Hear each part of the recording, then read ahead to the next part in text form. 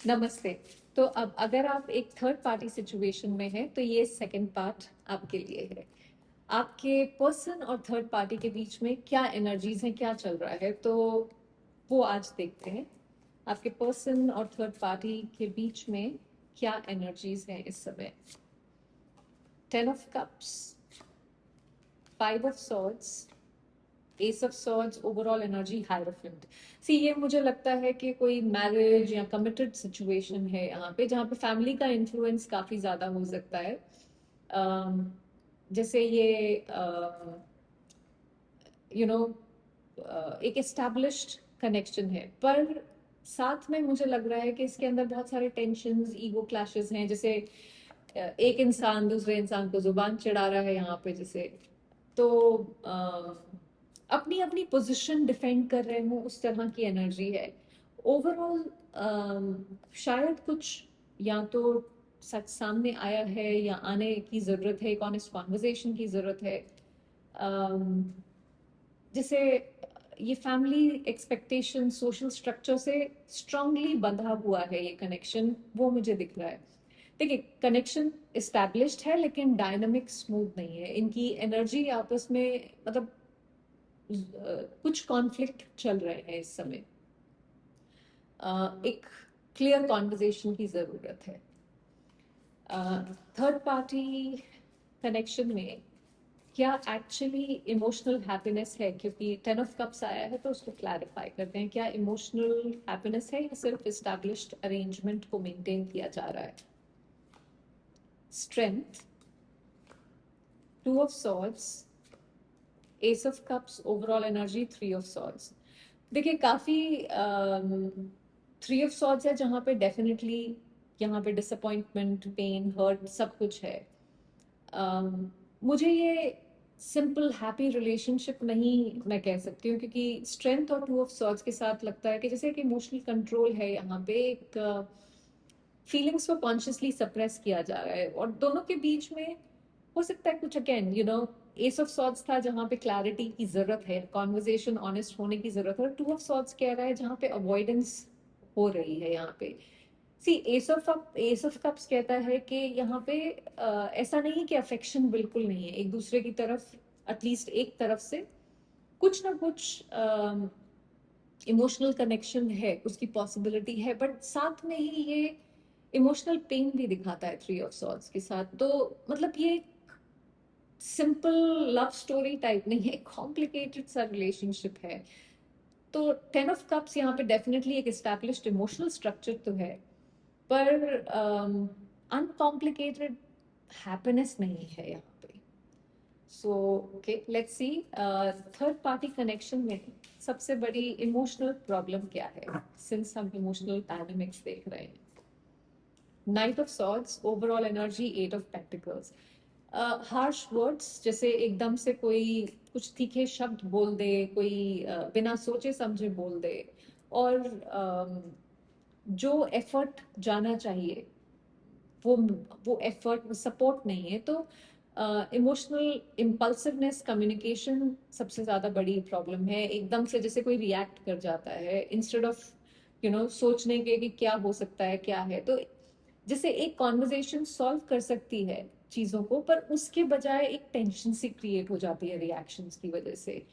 Relationship को चलाने के लिए एफर्ट ऐसा नहीं है कि नहीं हो रहा है, पर वो इजीली जैसे फ्लो होता है वो नहीं है। मतलब बार बार सेम इश्यूज को फिक्स करने की कोशिश हो रही है, लेकिन जो अंडरलाइन पैटर्न है वो कहीं चेंज नहीं हो पा रहा है। आपके पर्सन की, मेरे व्यूअर्स के पर्सन की इमोशनल पोजीशन इस थर्ड पार्टी सिचुएशन में, कनेक्शन में क्या है, वो अंदर से एक्चुअली क्या फील करते हैं। S of pentacles, queen of cups, 3 of Wands, overall energy 9 of Pentacles। सी मैं ये नहीं कहूंगी कि अगेन इमोशंस बिल्कुल नहीं है, क्योंकि यहाँ पे इमोशंस इस समय दिखा रहे हैं। ऑल्सो देखिए, टैरो जो है ना वो करंट एनर्जी हमें बताती है, तो वो शिफ्ट हो सकती है। यहाँ पे प्रैक्टिकल और इमोशनली कंफर्टेबल सिचुएशन मुझे दिख रही है। एस ऑफ पेंटिकल्स और क्वीन ऑफ कप सजेस्ट करते हैं कि ये पर्सन थर्ड पार्टी के साथ स्टेबिलिटी, केयर या किसी तरह के इमोशनल सपोर्ट की वजह से या वहां से इनको ये मिल रहा है। तो कनेक्शन ऐसा नहीं है कि बिल्कुल तितर बितर हुआ हो। लेकिन 3 ऑफ वॉन्ड्स और 9 ऑफ पेंटिकल्स ये बताता है कि इमोशनली इनकी अपनी इंडिविजुअलिटी भी काफी स्ट्रांग है। ये अपना जैसे बाउंड्रीज मेंटेन करते हैं, रिलेशनशिप को देख रहे हैं, लेकिन साथ में फ्यूचर भी देख रहे हैं, अपने ऑप्शंस भी एक्सप्लोर कर रहे हैं कि मैं और क्या कर सकता हूँ या कर सकती हूँ। तो केयर और स्टेबिलिटी है। इमोशनल पोजीशन मुझे ऐसा नहीं लगता है कि कंप्लीटली साथ में इनकी मिली हुई है दोनों लोगों की, या बहुत पूरी तरह से सेटल है। अपनी इंडिपेंडेंस अभी भी वैल्यू करते हैं, बट ऐसा नहीं है कि बिल्कुल सब कुछ खराब है। थर्ड पार्टी कनेक्शन का फ्यूचर क्या है इस समय? क्या ये लॉन्ग टर्म ग्रो करेगा? Night of wands, devil, justice, overall energy, 5 of cups. देखिए ये लॉन्ग टर्म तो मुझे नहीं दिखता है, क्योंकि नाइट ऑफ वॉन्ड्स है जहाँ पे इम्पल्स में या ना इनकंसिस्टेंट है। ये अट्रैक्शन जरूर लेके आता है ये, और डेविल भी उसी टाइप की एनर्जी है जहाँ पे आपको बहुत ज्यादा अट्रैक्शन है, अटैचमेंट है।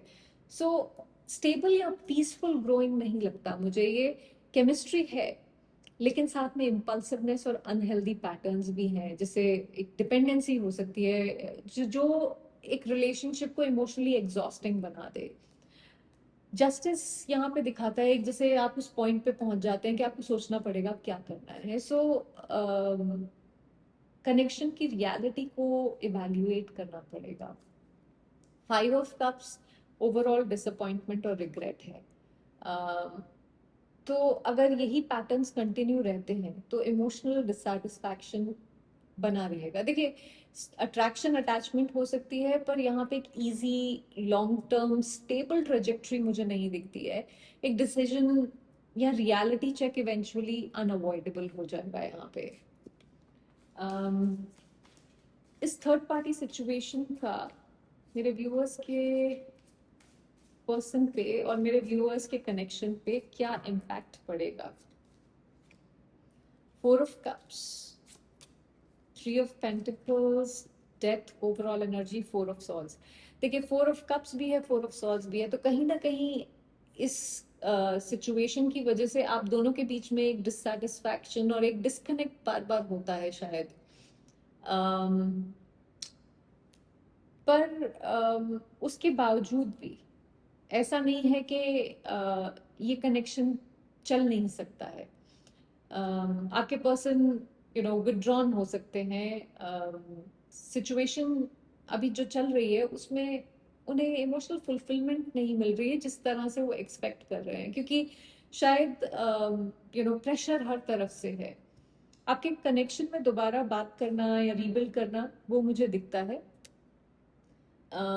लेकिन डेथ और ये 4 ऑफ सॉर्ड्स ये कहता है कि पहले एक मेजर चेंज आना जरूरी है यहाँ पे। तो पुराना अगेन डायनामिक डेथ जो पिछली रीडिंग हमने की थी आपके और आपके पर्सन के बीच में, उसमें भी आया था। So like I said, death की एनर्जी कॉन्स्टेंटली आ रही है, तो कुछ चेंज, कुछ शिफ्ट डेफिनेटली आ रहा है आपके कनेक्शन में, थर्ड पार्टी सिचुएशन में, हर जगह।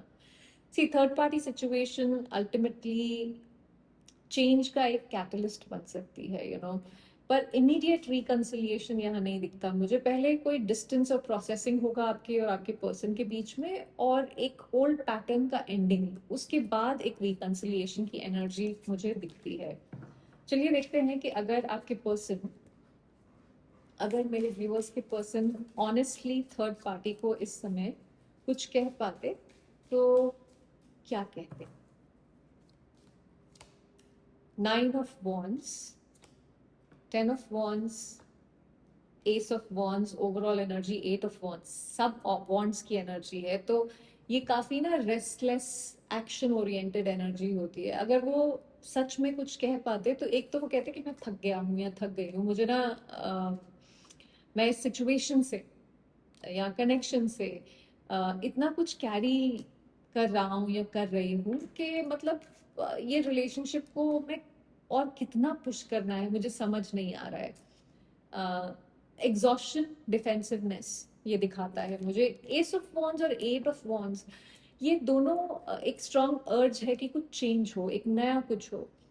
तो यू नो जैसे वो कह रहे हो कि मुझे सिचुएशन को इसी तरह से नहीं चलाना है, मुझे कुछ नया करना है, कुछ क्लियरली कहना है और उस बात से यू नो उस बात को या उस सिचुएशन को मूव करना है। सो ये ऐसा कोई रोमांटिक सॉफ्ट कन्फेशन मुझे नहीं दिखता है। ये है जहाँ पे एक इंसान है जो अपनी लिमिट पे पहुंच गया है और एक चेंज चाहता है सिचुएशन में।